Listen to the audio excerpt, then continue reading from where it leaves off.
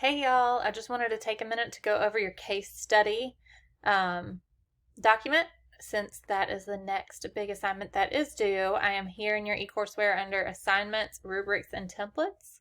I'm going to scroll down to your case study and pull up these forms. So this is the form that you will use, this document, for your case study. There's an informed consent. It's page 1. The PAR-Q, which we went over at the beginning of the semester. Health status questionnaire. Once you download this, it doesn't print off in that weird order. You'll fill out all the information for your subject. Of course, we were going to use a classmate, but you will have to just use someone from home to pick this case as your case study subject. So they'll need to fill out all this information, their health history, risk factor stratification, medications, what physical activity they're already doing, what their goals are for their exercise program. And then they have their patient information release form. You are the fitness staff, so you will need to sign there. Your subject will sign and date here. You're going to tell me what their risk stratification is, low, moderate, or high, and if they need physician consent, circle yes or no before starting a physical activity program. And then we've got their data sheet, fitness assessment data sheet. So I need their name, gender, age, how tall they are in inches and centimeters, so you'll have to convert that. Weight in pounds and kilograms, you'll convert that as well. Take their pulse, a resting blood pressure, age predicted max heart rate, 85% of their max heart rate, that's that submax. And then SMART goals for cardiorespiratory. Okay, so these need to be specific, measurable, achievable, realistic, and have a time-based component. They got to be SMART goals. All right, you will administer sit-up test, push-up test, both of these tests. The protocols are within your eCourseware, and I will show you where that is. Sit and reach, same thing. Protocol is within your eCourseware. I'll show you where that is as well. They get 3 attempts at the sit and reach, so you will record each attempt. The Rockport, which we did in class. Okay. You'll use the provided BMI calculator that is in your body composition module. This is your circumference measurement, waist, hips, waist to hip ratio, and if it's healthy or unhealthy. Skin fold assessment, target body weight goes here.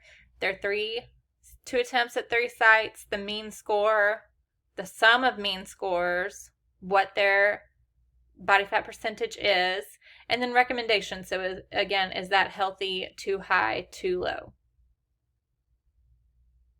Okay, and here is activity prescription.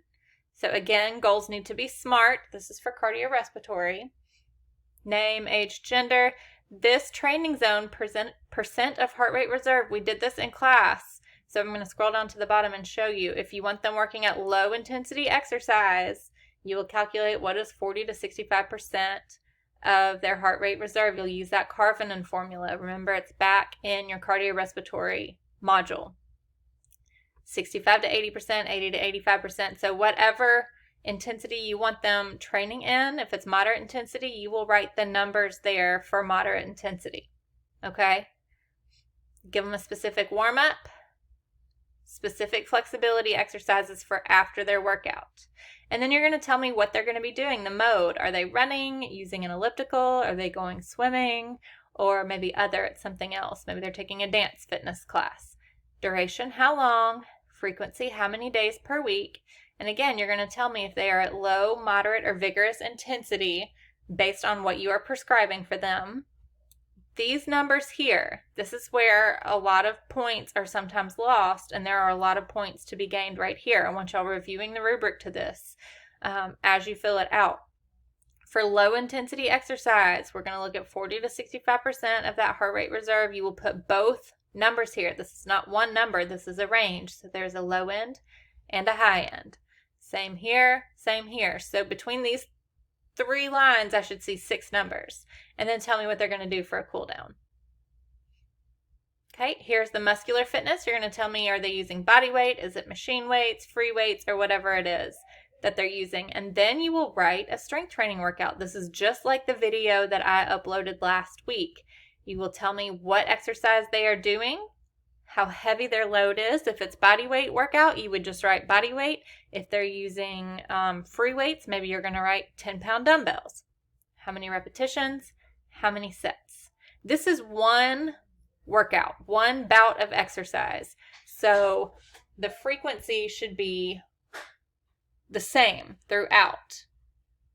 Okay, so this is one bout of exercise. Think of it as one strength training workout. So I shouldn't see 2 days, 3 days, 4 days.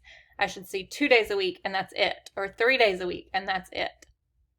Flexibility, what specific stretches are they going to do after their workout? How long will they hold each stretch? And then here, this looks like a big monster of a programming plan, but it's really not that big. It's 4 weeks, so you are going to tell me on each day of the week what they are going to be doing. So on Sunday, maybe you want them doing cardiorespiratory exercise, so maybe they're walking. Maybe they are walking at a moderate intensity. How hard do you want them working?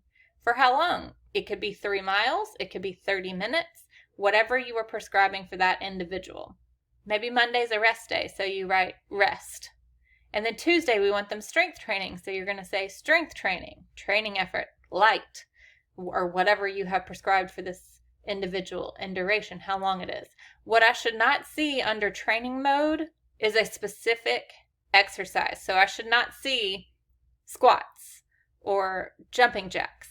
I should see a workout that they should be doing. So it might say spin class, or it might say body pump, or it might say strength workout, but it should not say an individual exercise. This is the mode or type of exercise they are doing, not the specific exercises.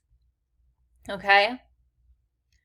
And so what I'm looking to see here throughout the 4 weeks, you're going to think of this as a calendar that they can pick up and look at every day for 4 weeks. I should see some sort of progression here. Okay, so some sort of progression in one of the FIT principles: frequency, intensity, time, or type. So I should either see that if they are doing cardiorespiratory exercise 3 days a week, maybe by the end they're doing cardiorespiratory exercise 5 days a week. That would be a progression of frequency. Maybe they started out at low intensity this first week and we've progressed to moderate, or maybe sometimes high intensity or heavier weights with their strength training workout. By the end, that would be a progression in intensity. Time would be duration. So if they're starting out with 20 minutes of walking, maybe by the end they're doing 40 minutes of jogging. Okay, that's just one example. That would be an increase in intensity. It would be a progression in type of exercise, going from walking to jogging. And 20 minutes to 40 minutes would be an increase in duration or time. Okay, so that's the most important thing I'm looking for here is there some sort of progression of one of the FIT principles? Also, does it make sense? Does it follow the SAID principle? So is it going to give them the adaptations that they want? They set their goals. What did they want to do? What did they want to accomplish over this phase? And so are these exercises going to help them do that? For example, if they want to lose weight and I see them only doing yoga and no higher intensity cardiovascular activity, that would not follow the SAID principle. But if their goal was to manage their mental health and I'm seeing a whole lot of yoga and some walking, that might be a little bit better. Okay, and then here, summary and activity recommendations. So you're going to tell me about the client, you're going to tell me what you have recommended and why, and you're going to tell me how you are going to follow up with them. There are very specific instructions for this within your rubric, and this part needs to be typed. So let's go back in and look at your rubric.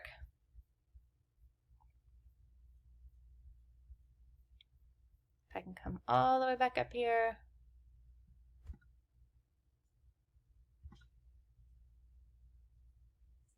Okay, and you can see exactly how the points are broken down. Did they put all signatures and dates in the informed consent? That is worth 4 points. So each of these little boxes is a page, and it tells you exactly what you need to have done on that page to get the points for that page. So some pages have more points than others because some pages just have more content than others, and that's okay. You can see this fitness assessment data sheet has a lot of points. It's a very important page, okay? Same with the cardiovascular page. 7 points on the muscular fitness page. 15 points on the big 4-week page. And then you can see here the summary and recommendations. This tells you what should be in paragraph 1. This tells you what should be in paragraph 2. This tells you what should be in paragraph 3.